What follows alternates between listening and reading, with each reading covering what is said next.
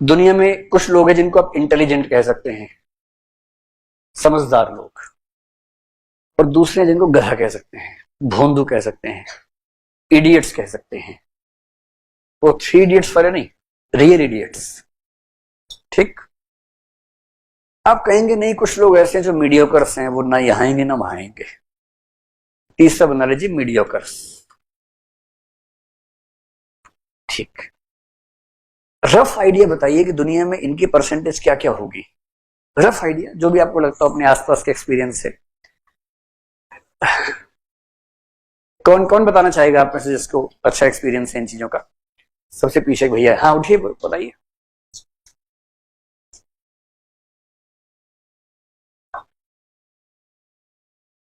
1%? Intelligent में कितने? 1%, जिसमें आपके और मेरे अलावा कोई आता है? थोड़ा कम हो गया यार। अच्छा बैठो बैठो, थोड़ा कम हो गया, बैठो बैठो। अच्छा आप बताइए, हाँ उठ के बोलिए। 5% इंटेलिजेंट लोग हैं दुनिया में, इडियट 40%, 55% मीडियोकर है। वाह क्या बात है, ग्रेट। बैठिए भैया।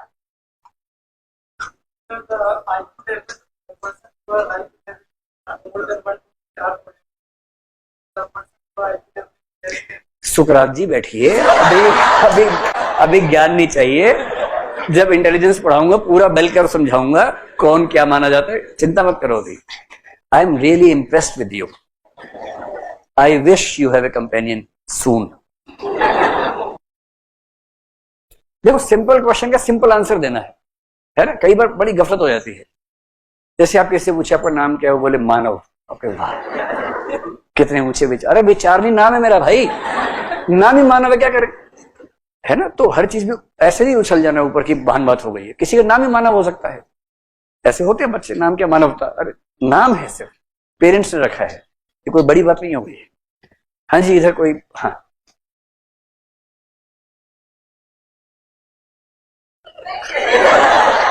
लेडी सुकरात अभी नहीं, अभी नहीं, अभी बाद में करेंगे, बाद में करेंगे।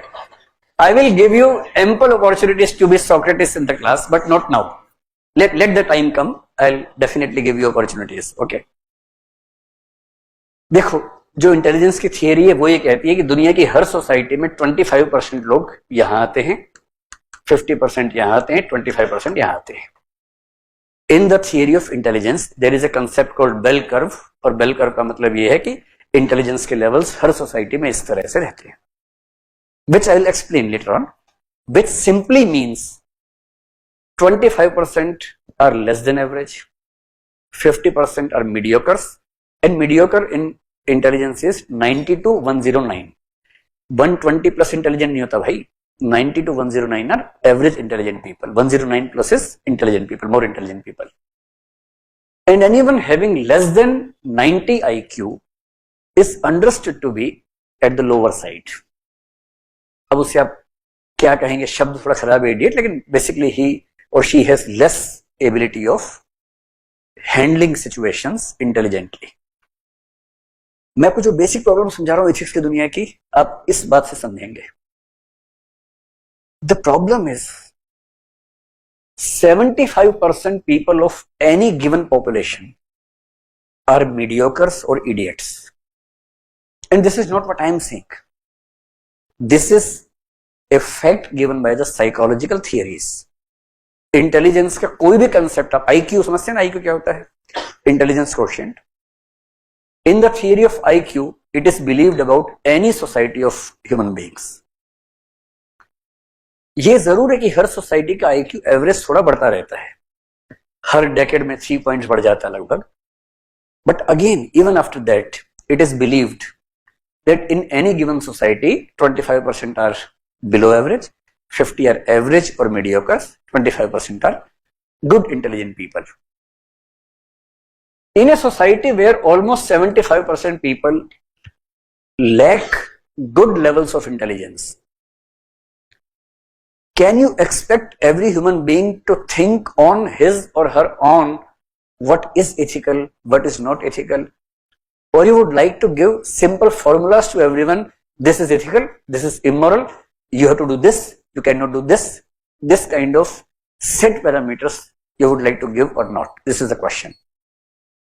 इसलिए आप देखेंगे छोटे बच्चे जब होते हैं घर में, छोटे बच्चों को आप फ्लेक्सिबल आंसर नहीं दे सकते. उससे पूछा पापा आज मैं गया, मैडम ने पूछा बेटा नाश्ता करके आए हो, मैंने बोल दिया हाँ, जबकि मैं तो ऐसे ही गया था. अब मम्मी ने कहा ना बेटा, telling a lie is bad, never. तो मम्मी तो ऐसी प्यार से बोलती ना बच्चों से. तो बच्चे ने कहा अच्छा मम्मी, मुझे तो पता नहीं था, sorry, I will take care from tomorrow, I will never tell a lie, I will speak truth. तो हो गया, माँ बेटे के बीच में बात हो गई. बच्चा छोटा सा है ना, वरना बच्चा मुश्किल सवाल पूछता कि माँ मान लो आधा पेट भरा और आधा खाली हो, और मैम पूछे कि कौन कौन भूखा है हाथ खड़ा करो, तो आधे में अच्छा मम्मी 57.5% पेट भरा हुआ है, 42.5% एम्प्टी है, अब क्या करना है. ये ग्रे एरिया होता है.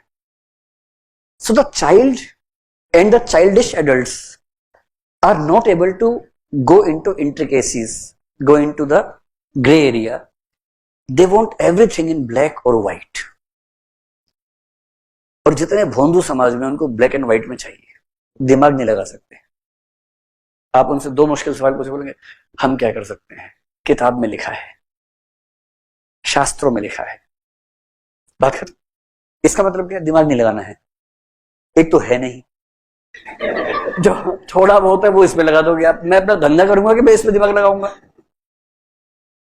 इस वजह से प्रॉब्लम क्या होती है, only 25% people are able to understand the intricacies of the concepts of ethics. But again, जो capable हैं, the ones who are most intelligent, is it necessary that they are also most ethical? No. Few of them can be most unethical people, but having a good level of intelligence. वहां भी risk आ जाता है. और इसलिए दुनिया में एक debate चलती है कि ethics, should we think in the situations and decide what is right and what is wrong, or should there be a fixed formula of what is right and what is wrong? These two types of ethics are known as deontological ethics and teleological ethics. What is teleology? Teleology